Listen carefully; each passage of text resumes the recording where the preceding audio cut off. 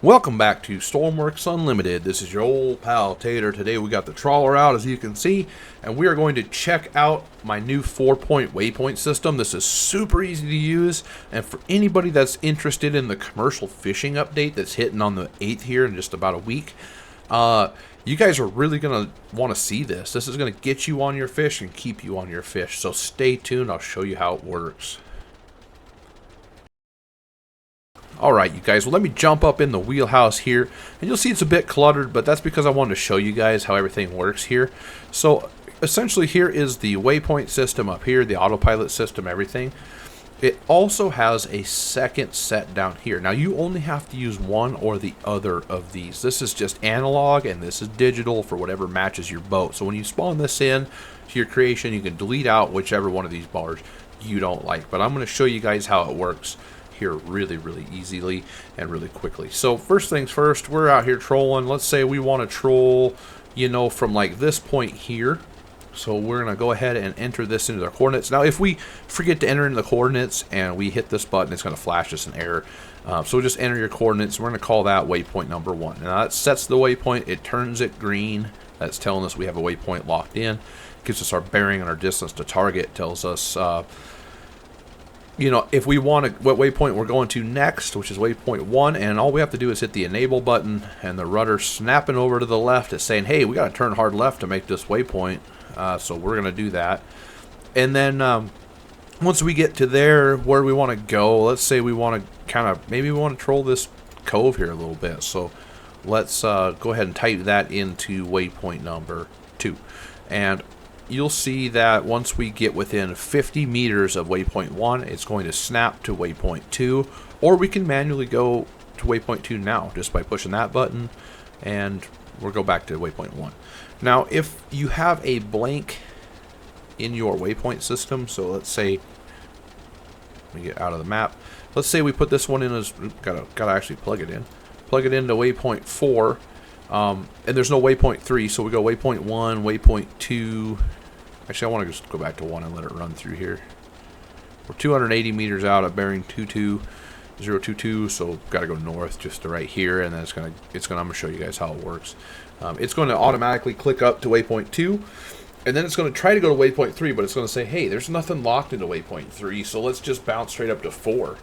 And it's going to go from 1, 2 to 4, and then it's going to repeat from lowest number to highest number over and over again. But you only have to have one number in this waypoint system for it to function. You can plug it into waypoint 1. You know, obviously, you probably want to start at 1, but you plug it into waypoint 1, and then when you get to that area, it'll just it'll drive through it. It'll say, hey, I don't know what to do, and I'm here, but it's going to basically hold you within 50 meters of that target.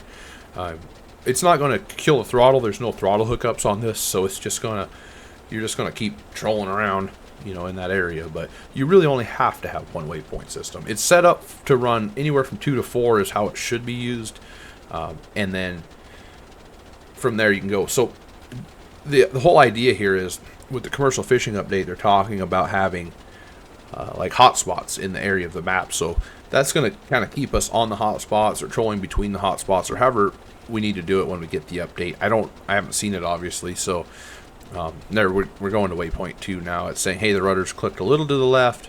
We're going to waypoint 2. Now, of course, you can do the same thing down here. So we have 1, we have 2 up here. Let's say we want to put 3 here. You can't use both of the keypads at the same time, but you can use either of the keypads. So we're going to click it in down here, and let's say we want to go to waypoint 3. You can just plug it in like that, and it's good to go. Now we have reset current waypoint, which will just erase whatever waypoint we are currently locked into, which was 2 right there. So we erase number 2 out, and it bumped up to 3. Or we can reset all the waypoints, which is going to clear the whole system. And it's also going to turn it off because there's nothing inputted, and it's going to say, hey, dude, you can't, like, you know, it's not enabled. And say, hey, dude, we can't take you to 000 because that's the devil land up there. So put a waypoint in, and it's saying, hey, you also put in some really wonky coordinates because you used both your keypads. So you don't want to use both your keypads. That's why you want to delete one system or the other out when you go to spawn it in. Now, I left this stuff in the boat because I want to show you guys, you know, the things you're going to need to have in order to make this work. Now it comes with all the blue stuff, and the battery here spawns in with it. The GPS sensor, you're going to want to have that somewhat like forward on your boat, forward to center mass. Like mine's up in the wheelhouse, it's fine up there, no problem. You just don't want to put it like at the back of your boat, right? That wouldn't work the best. So we want to keep that somewhat in the front of your boat. The compass sensor just needs to be pointed forward in your boat with the little white arrow right there. The constant on signal is just for the backlighting, or the not the backlighting, but the monitors turning on. So you can use whatever you want to do that there, but you know, that's up to you guys. Or you can just leave it however you want. I'm going to go ahead and set waypoint 2. There we go. And then we're going to set waypoint 3 over here. And hopefully we don't crash and burn in the meantime. Okay, and then in here it has a bunch of debug data. So if you guys are having problems with your boat, pardon my cough, it'll tell you everything you need to know right in here. And the interesting thing is, as well as all of that, if we bring our boat into the workshop, and when you plug in autopilot, you're going to have there's a 50-50 chance you might be going the wrong way when the autopilot kicks on. If that's the case, you come down here to invert your steering output, just like that, and the boat is corrected. So if it's calling for left rudder, we want it to apply left rudder, not right rudder. So this will fix that if you have that problem. So sometimes when you do that, you will also invert, so it's going to mess your steering wheel up on your boat. If that's the case, you can invert your steering input right here. So you can invert both of those if you need to. Completely up to you. This will change the strength of the autopilot. Now, obviously, it can only turn from -1 to 1 because that's as far as a rudder goes. But this will make it stronger when you're closer to the target as far as your bearing goes. So that's just like, hey, my boat's kind of drifting away from the target when it's supposed to be going towards it. You can turn that up, or if you feel like it's too strong, you turn it down. This is the distance from the waypoint to switch to the next waypoint. So this is set at 50 meters. When you get within 50 meters of waypoint number 1, it's going to snap to waypoint 2, and so forth and so on. So that's pretty much all that there is, guys, about this setup. I hope you guys like this video. I will have a link to the setup in the description.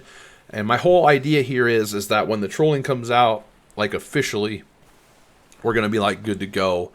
We'll have all the stuff we need. We can just put nets on our boats, maybe do a little modifying, make them work right, and send it. So thank you guys for watching.